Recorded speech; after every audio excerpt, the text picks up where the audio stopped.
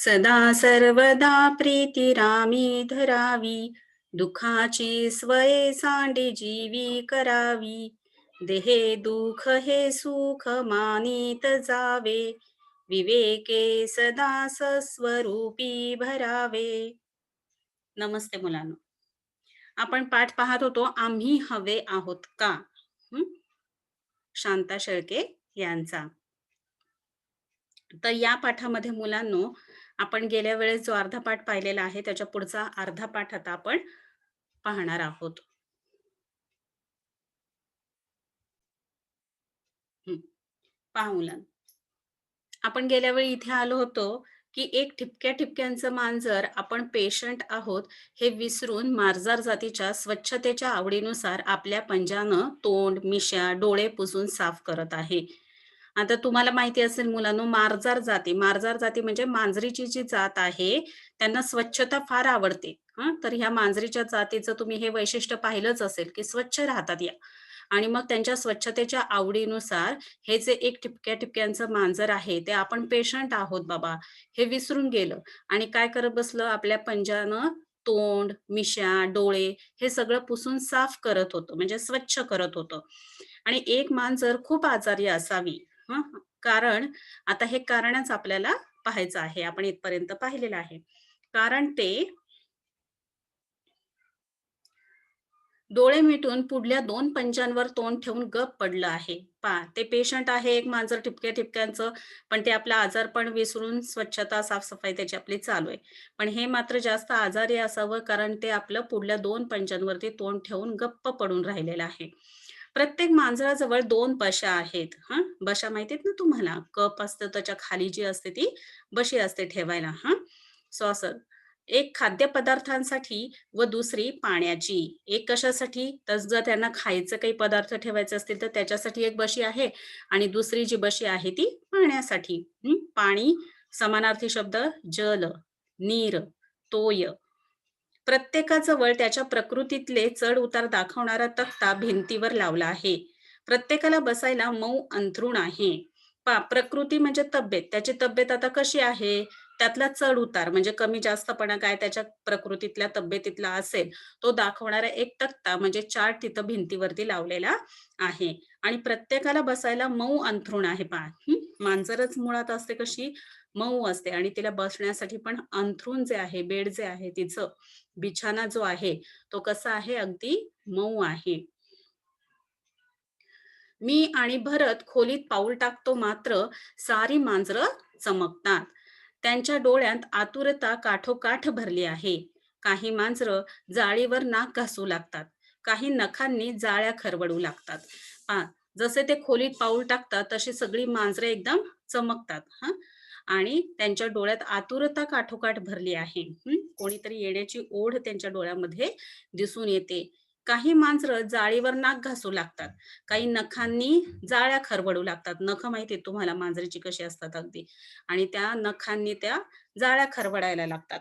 म्याव, म्याव, म्याव. कोवळ्या, निबर, भरीव, किन्नरी आवाजांचा एकच कलकलाट सुरू होतो. प्रत्येक मांजर आपापल्या परीनं माझं लक्ष वेधून घेण्याचा प्रयत्न करत आहे. प्रत्येक जण जणू म्हणत आहे, "मला इथं फार एकटं वाटतंय. जरा माझ्याकडं या हो, मला कुरवाळा." पहा जसं ते खोलीत जातात नुसता एकच गलका उठतो यांचा. म्याव, म्याव त्यांचा आवाज सुरू होतो. मग त्यांच्या आवाजांमधला फरक सुद्धा इथे दाखवून दिलेला आहे. कसा आहे तर काही जणांचा कोवळा आवाज आहे, अगदी कोमल असा आवाज आहे. काही जणांचा निब्बर आवाज आहे, अगदी निबर म्हणजे मोठ्या माणसांचा असतो तसा. हं. नंतर काही जणांचा भरीव आहे, हां, ठाशीव असा आवाज आहे. तर काही जणांचा किन्नरा आवाज आहे. किन्नरा म्हणजे बारीक आणि उंच आवाज आहे. तर असे वेगवेगळ्या प्रकारचे जे आवाज आहे, त्या सगळ्या आवाजांचा एकच कलकलाट, गोंधळ आवाज तिथे सुरू होतो. आणि प्रत्येक मांजर आपापल्या परीनं म्हणजे आपापल्या अं, परीनं म्हणजे आपापल्याला शक्य होईल याप्रमाणे आवाज काढून त्यांचं लक्ष वेधून घेण्याचा प्रयत्न करत आहे. हां, की माझ्याकडे लक्ष द्या. प्रत्येकजण जणू काही म्हणत आहे, की मला इथं खूप एकटं वाटतंय. कारण ही सगळी कशी आहेत मांजरं कोणा ना कोणाकडच्या घरी राहणारी आहेत. मग त्यांना प्रत्येकाजवळ बसणं, कुरवाळणं हे सगळं माहिती असणार आहे. आणि आता ते प्रेम, तो जिव्हाळा इथे मिळत नाहीये. पेशंटसारखं एकेका जसं आपल्याला वॉर्डमध्ये ठेवलं जातं तसं त्यांना ठेवलेलं आहे. मग त्यामुळे त्यांना तिथे एकटं-एकटं वाटतंय. म्हणून प्रत्येकजण जणू त्यांना जवळ बोलवतंय आणि मला कुरवाळा, मला प्रेमानं, जिव्हाळ्यानं, मायेनं जवळ घ्या, असं सांगत आहे. या जाळीच्या छिद्रांतून बोटं घालून कुणाचं डोकं खाजवते, कुणाचा गळा खाजवते, तर कुणाचे कान कुरवाळते. मांजरं खुश होतात. पोटांतून गुर्र-गुर्र आवाज काढून समाधानाची पावती देतात.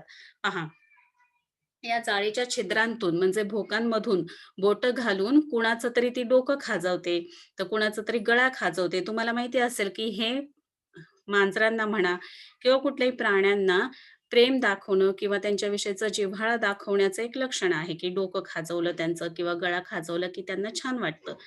मग ते सगळं केलं, की मांजरं खुश होतात. पोटातून त्यांच्या मग अगदी प्रेमानं असा गुरगुर आवाज काढतात आणि जणू काही ते समाधानाची पावती देतात, की आता आम्ही संतुष्ट झालो, समाधानी झालो, तृप्त झालो. आता माझं लक्ष एका गोष्टीकडे जातं. प्रत्येक मांजराच्या कप्प्यामध्ये त्याचं नाव लिहिलेलं आहे. जॅक जाधव, बकुल गोखले, सॅमी डिकुन्ना, रोमल टिपणीस. जाधव, गोखले, डिकुन्ना, टिपणीस माझ्या ध्यानात येतं, ही आहेत मांजरांना दिलेली त्यांच्या मालकांची आडनावं. त्यांच्या मालकाचं जे आडनाव असेल, सरनेम असेल, ती दिलेली आहेत. जाधव आहे, गोखले आहे, डिक्कुन्ना आहे, टिपणीस आहेत, यांची ती मांजरं आहेत आणि त्यांचे आडनाव, त्यांची सरनेम त्यांना दिलेली आहेत. त्या जाधव, गोखले, टिपणीस इत्यादी मंडळींचा डोळ्यांनी निरोप घेऊन मी बाहेर पडते. डोळ्यांनी निरोप घेऊन म्हणजे डोळ्यानं त्यांना पाहते, ती नावं पाहते आणि जणू काही ती त्यांचा निरोप घेतीये आणि निघतीये तिथून. हं. तर डोळे याला समानार्थी शब्द नेत्र, लोचन, चक्षू.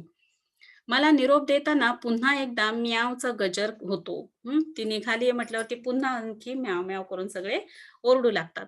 भेटीला आलेला माणूस परत जायला निघाला म्हणजे इस्पितळाच्या पेशंटच्या चेहऱ्यावर जी खिन्नता दिसते, तीच या मांजरांच्या चेहऱ्यावर मला दिसली. खिन्नता म्हणजे दुःखी भाव. हां, की इस्पितळामध्ये, हॉस्पिटलमध्ये जर तुम्ही ॲडमिट असाल, कोणी भेटायला आलं, ते निघतो म्हटलं की मग लगेच आपण दुःखी होतो, खिन्न होतो, उदास वाटतं आपल्याला. कारण तिथे दुसरं तुमच्याशी मग बोलणारं कोणी नसतं. जवळ बसणारं तुमच्या कोणी नसतं आणि मग तसंच भाव अगदी खिन्नतेचा म्हणजे दुःखी भाव या मांजरींच्या चेहऱ्यावरती दिसला. घरी लाड करून घ्यायची सवय झालेल्या या मांजरांना इथं विलक्षण एकटं-एकटं वाटत असलं पाहिजे आणि असं का त्यांच्या चेहऱ्यावरती दुःखी भाव आला? कारण माणसांमध्ये वावरलेली अशी ही मांजरं आहेत आणि मग त्यांना मात्र इथं खूपच एकटं-एकटं वाटत असलं पाहिजे. या मांजरांना औषध-पाणी माणसांसारखं करतात का रे? मी भरतला विचारलं. हं. तर असं म्हणून भरत सांगतो, त्यांचं खाणं-पिणं पथ्याचं असतं बाई. एकदम भरतला काहीतरी आठवतं. म्हणजे पहा की इथे जसं माणसांसारखं माणसांना ॲडमिट केल्यावरती जसं औषध-पाणी केलं जातं, त्याचबरोबर त्यांना खाणं-पिणं सुद्धा पथ्याचं असतं. तसंच इथं मांजरींचं सुद्धा आहे, की त्यांना आता इथे आणून ठेवलेलं आहे ना इस्पितळामध्ये, तर त्यांना जी काही औषधं-पाणी असतील ती सगळी वेळच्या वेळी देणं. त्याच्यानंतर त्यांचं खाणं-पिणं पथ्याचं असतं म्हणजे काय, की आज अमुक एक आजार झालेला आहे, तर या आजारासाठी मग हे खाल्लेलं चालेल, ते खाल्लेलं चालणार नाही. असे जे काही खाण्याचे नियम असतात त्याला म्हणायचं पथ्य. तर एकदम भरतला काहीतरी आठवतं. तो मला म्हणतो, "बाई शेजारी कुत्र्यांचा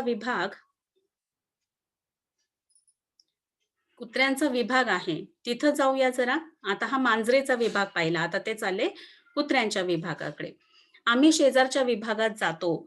बघते तर खरंच एक भली दांडगी, अतिशय देखणी कुत्री तिथं निजलेली दिसली. पहा भली दांडगी म्हणजे अतिशय मोठी, अशी देखणी आहे पण हां, दिसायला सुंदर, छान. अशी निजलेली म्हणजे झोपलेली एक कुत्री तिथे दिसली. कुत्रा पुल्लिंग, कुत्री स्त्रीलिंग. जवळच एका टोपलीत तिची बरीच पिल्लं आहेत. टोपलीमध्ये तिची पिल्लं आहेत पहा. हं.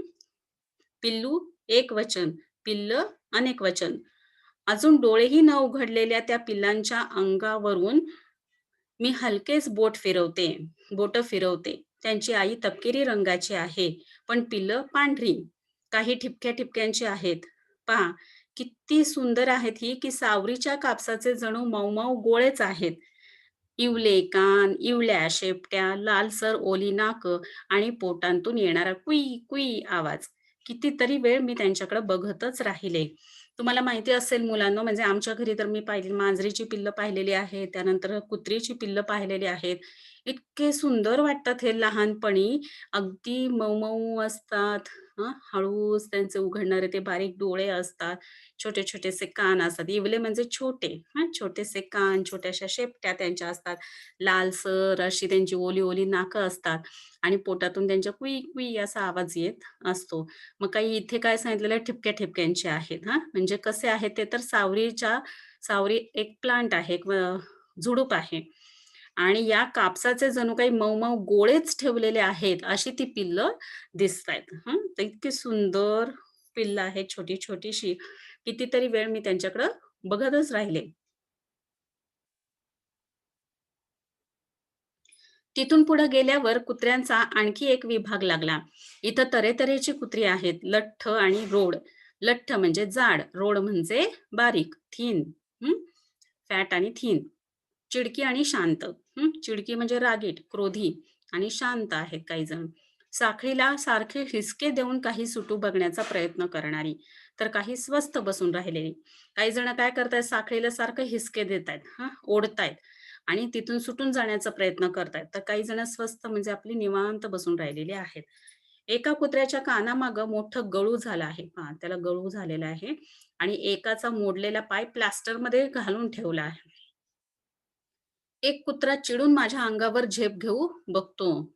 चिडून रागानं तिच्या अंगावरती उडी मारतो. मी दचकून मागे सरकते. ती घाबरते आणि मागे होते. भरत त्याच्यावर खेकसतो. खेकसतो, ओरडतो. "झेन्या चूप, असं नाही करायचं. आपल्या पाहुण्या आहेत त्या. चूप." झेन्या नाव आहे पहा त्या कुत्र्याचं. म्हणजे एकदम अंगावरती येतं. मग ते सांगतात त्याला समजून, की "अरे, ते आपल्या पाहुण्या आहेत" म्हणून. असं बऱ्याचदा तुम्हालाही अनुभव आले असतील मुलांनो, ज्यांच्या घरी कुत्रे वगैरे असतात, त्यांच्या घरी जर आपण गेलो, तर ते आधी आपल्या अंगावरती धावून येतात किंवा ओरडतात, भुंकायला सुरुवात करतात आणि मग जेव्हा त्यांचे मालक येतात आणि मग ते सांगतात, की "अरे, हे पाहुणे आहेत, आपल्याकडेच आलेले आहेत, शांत हो" करून त्याला बाजूला घेतात. मग कुठे ते शांत होतं. तसंच इथे घडलेल्या प्रकारे. जेण्या जणू समजल्यासारखा चूप बसतो. चूप बसतो, गप्प बसतो. समजलं त्याला, की अरे हे कोणी नवीन नाहीये, तर इथे आपल्याला म्हणजे नवीन जरी असले तरी ते आपल्याला त्रास देण्यासाठी आलेले नाहीयेत. दुसरा एक कुत्रा सारखा झेप घेऊ लागतो, पण तो अंगावर तुटून पडण्यासाठी नव्हे, तो पुढचे दोन्ही पंजे जुळवून मला नमस्कार करतो. पहा, हा एक कुत्रा आहे जो एकदम अंगावरती धावून येतोय. पण तो कशासाठी? तर दोन्ही पंजे जुळवून तो त्यांना नमस्कार करतो, वंदन करतो. झेन्या रागीट, तर हा एकदम सालस. पहिला कुत्रा जो आहे अंगावर धावून आला तो रागीट आहे, क्रोधी आहे. हं, तर हा एकदम कसा आहे? सालस, सुशील आहे, विनयशील आहे, नम्र आहे. भरत मला म्हणतो, "आल्या गेल्या सर्व लोकांना तो असा नमस्कार करतो बाई." मी भरतला विचारते, "इथं आणखी कोणते प्राणी येतात रे?" "पुष्कळ येतात बाई." भरत सांगू लागतो. "शेळ्या येतात, मेंढ्या येतात, ससे येतात, माकडं येतात." पहा किती प्रकारचे प्राणी या ठिकाणी येतायत. आम्ही बोलतो आहोत, एवढ्यात माझ्या पायांजवळून एक मांजरी चाललेली दिसते. भरत मला म्हणतो, "हात लावा बाई तिला." हं. हात, हातला समानार्थी शब्द कर. तिला हात लावा म्हणतो, समोरून जी मांजर चाललेली आहे. मी तिच्या पाठीवर हात ठेवते. मांजरीचं सर्वांग शहारतं. शहारतं म्हणजे तिच्या अंगावरती काटा येतो. मग ती सावरते आणि मग थोड्या वेळाने ती पुन्हा मूळ परिस्थितीमध्ये येते. माझ्या जवळ येते. मी तिला थोपटते. मायेनं, प्रेमानं ती त्याच्यावरती हात फिरवते. तशी ती प्रेमानं गुरूर, गुरूर करू लागते. मी भरतला विचारते, "ही अशी दचकली कशी रे?" म्हणजे ही अशी अचानक घाबरली कशी रे? मी तर तिला प्रेमानं हात लावत होते आणि ही मधूनच कशी काय अशी दचकली, घाबरली? भरत सांगतो, "जन्मापासून आंधळी आहे ती." जन्मापासून आंधळी आहे म्हणजे जन्मतःच म्हणजे बाय बर्थ ती आंधळीच आहे. तिला काहीच दिसत नाही. तुमचा अनोळखी हात म्हणून घाबरली. अनोळखी म्हणजे ओळखीचा हात नाहीये. जे आंधळे आहेत ते स्पर्श ज्ञान त्यांचं जबरदस्त असतं पहा. स्पर्श ज्ञानातूनच त्यांना कळतं, की कोण आहे, कोण नाही ते. आणि मग हा स्पर्श कधीही झालेला नाहीये, जो स्पर्श तिला पहिल्यांदाच होतोय. म्हणून मग तो अनोळखी आहे. ओळखीचा नाहीये हा स्पर्श. म्हणून मग अनोळखी हात बघून म्हणून ती घाबरली. इथंच जन्मलेलं हे पोर जन्मापासून ठार आंधळं. ठार आंधळं म्हणजे अजिबात दिसत नाही. काहीही दिसत नाही. डोळे बघाल तर अगदी लख्ख आहेत, पण दिसत मात्र नाही हं. आम्ही हे पिल्लू पाळलं. आता मोठी मांजरी झाली आहे. इथं ती सगळ्यांना ओळखते. विश्वासानं वावरते. पहा आता इथं सगळ्यांना ओळखते. आंधळी असली तरी सुद्धा विश्वासानं वावरते म्हणजे अगदी आत्मविश्वास पूर्ण ती इथे फिरत असते. आम्ही तिला बाहेर सोडत नाही. तिथं बिचारीचा कुठं निभाव लागेल? कुठं निभाव लागेल म्हणजे तिचं काय टिकाव लागेल बाहेर? एक तर ती आंधळी आहे आणि अशा वेळेस ती कशी टिकू शकेल बाहेर? म्हणून आम्ही काही तिला बाहेर सोडत नाही. हे सारं पाहून मी बाहेर आले. एक वेगळंच जग पाहिलं असं वाटलं. का कुणास ठाऊक? का कुणास ठाऊक? ठाऊक कुणास ठाऊक म्हणजे मला काही माहीत नाही. ठाऊक असणे म्हणजे माहीत असणे. हं. का कुणास ठाऊक? आज शिरताना जे वाक्य वाचलं होतं, ते पुन्हा-पुन्हा डोळ्यांपुढे येत होतं. काय होतं ते वाक्य? आपण पाठाची सुरुवात केली तेव्हा सांगितलं होतं, "आम्हाला तुमची गरज आहे. तुम्हाला आम्ही हवे आहोत का?" एक-एक जेव्हा त्यांनी विभाग पाहिले, मांजरी पाहिल्या, कुत्रं पाहिले, कुत्री पाहिल्या तिथल्या आणि त्याच्यानंतर जेव्हा हे आंधळ मांजर पाहिलं, त्याच्यानंतर मग आत शिरताना जे वाक्य, आत जाताना जे वाक्य त्यांनी वाचलं होतं, ते पुन्हा बाहेर येताना त्यांना सारखं आठवत होतं. डोळ्यांपुढे त्यांच्या येत होतं, की त्या जे कोणी असेल पशु, पक्षी, प्राणी जे आहेत, त्या सगळ्यांना माणसाची गरज आहे. पण माणसांना आम्ही हवे आहोत का? हा मोठा प्रश्न आहे. हं. आणि हे नक्कीच आपण ओळखलं पाहिजे मुलांनो. मग तो निसर्ग असू दे, पशु असू दे, पक्षी असू दे किंवा मनुष्यजात असू दे.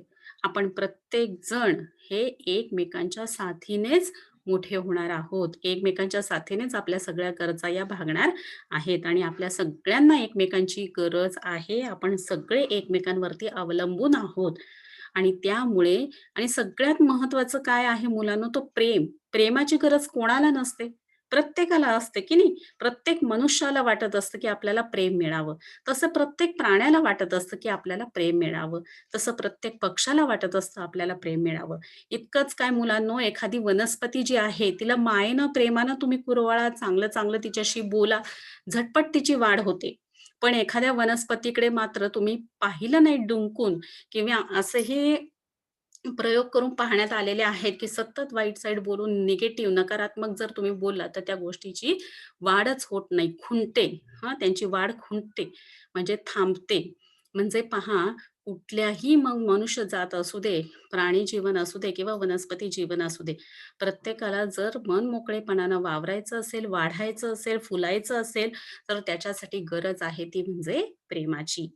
मग हे प्रेम प्रत्येक माणसाचं पशुपक्ष्यांवर, वनस्पतींवर असलं पाहिजे आणि त्यांना थोडंफार प्रेम देऊन पहा ते किती तुम्हाला प्रेम देतील याचा अनुभव सुद्धा येईल तुम्हाला आणि त्याचबरोबर किती विश्वास तुमच्या प्रती ते दाखवतील ते सुद्धा तुम्हाला दिसून येईल. मग त्यांच्याकडून सुद्धा तुम्हाला तुम्ही जेवढं माया, प्रेम त्यांना द्याल त्याच्या दुप्पट पटीनं तुम्हाला त्यांच्याकडून माया, प्रेम, आपुलकी किंवा विश्वास हा लाभेल. हं. म्हणून प्रेम द्यावं आणि प्रेम घ्यावं. मग ते पशुपक्षी असू देत, मनुष्यजात असू दे, नाहीतर वनस्पती असू दे, सगळ्यांप्रती आपल्या मनामध्ये प्रेमाची भावना, जिव्हाळ्याची भावना, मायेची भावना, कृपा, दया ही असली पाहिजे. कृतज्ञतेची भावना ही असली पाहिजे. हो की नाही? मला वाटतं सगळ्यांना पाठ हा समजलेला असेल. सगळ्यांनी छान मोठ्या आवाजात, खणखणीत आवाजात हा पाठ वाचून काढायचा आहे. ठीक आहे? धन्यवाद.